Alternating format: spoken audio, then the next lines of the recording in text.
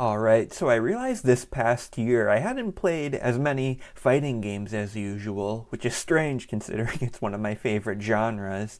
So I decided to end the year slash kick off the next year with several fighting games thanks to Capcom Fighting Collection 2.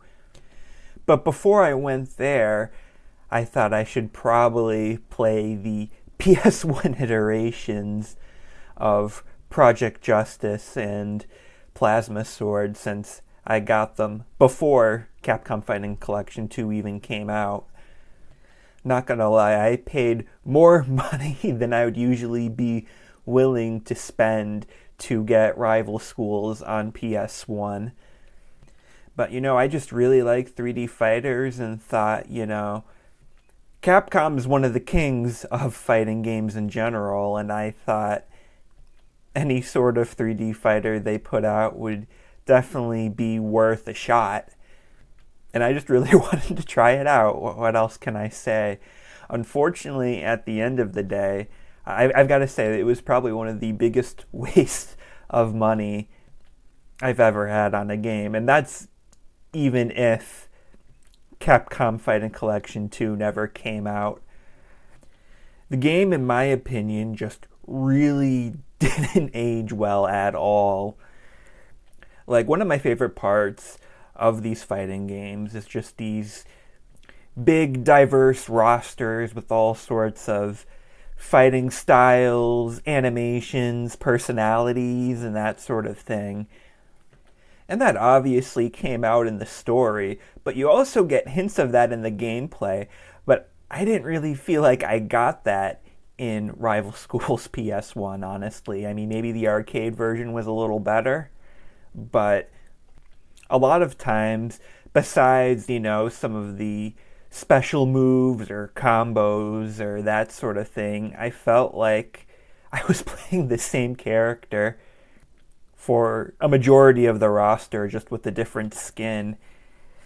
That's not to say there weren't unique standout characters. I think of Gon, I think of a majority of Gorin High, I think of the bosses. And even then, like Edge, for an example, carries around a pocket knife, but he only uses it in a couple of attacks outside of, like I said, specials and, combos and that sort of thing. And I don't know, I feel like they could have gone further with it. It is a 2-disc game. I believe the first game, the main thing it adds is the story. Like, you can play through the arcade mode in either, but you get visual novel-esque cutscenes, I believe, with disc 1. And also, on a side note, something I forgot to mention originally is on disc 1, to make sure you select characters all from the same school or you won't get the story. Project Justice definitely did this, a lot better by having them grouped together by default and even letting you switch your primary character between different matches. Disc 2, I mean, you get some cool things like a decent enough training mode, a handful of mini games based on the sports from Gorin High that are fun to mess around with once or twice. Some different, team modes and tournament stuff. There's also a customizable character, but honestly, I couldn't figure out how to do anything there. I don't know if it's just preset. If that's the case, that's a big disappointment. Maybe I missed something, but I would have liked to have, either customized the moves or the appearance or, just something. When you do that sort of thing, sort of just made it into, okay, here's a few generic characters to play as, I guess.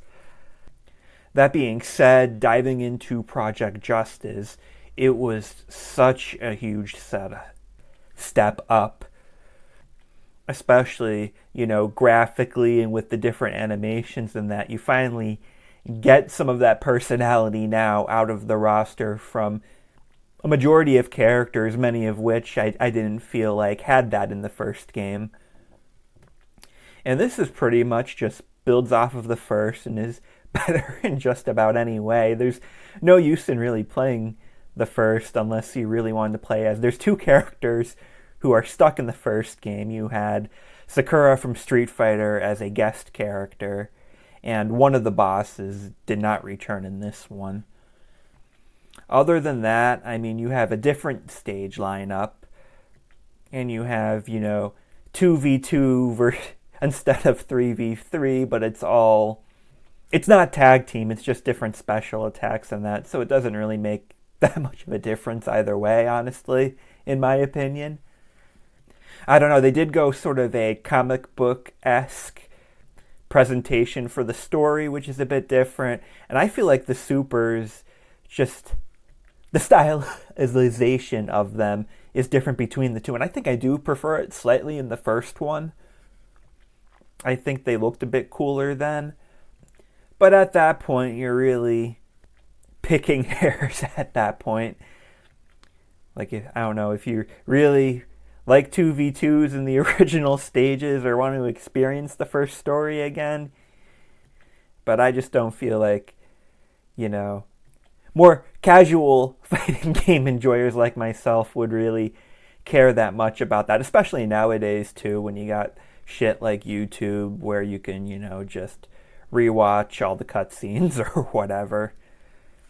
Basic moral of the story is, unless you're a real enthusiast of the original rival schools, it's definitely not worth it. So, don't make that same mistake. Capcom Fighting Collection 2 is now here, and you can just get the far superior, in my opinion, version being Project Justice.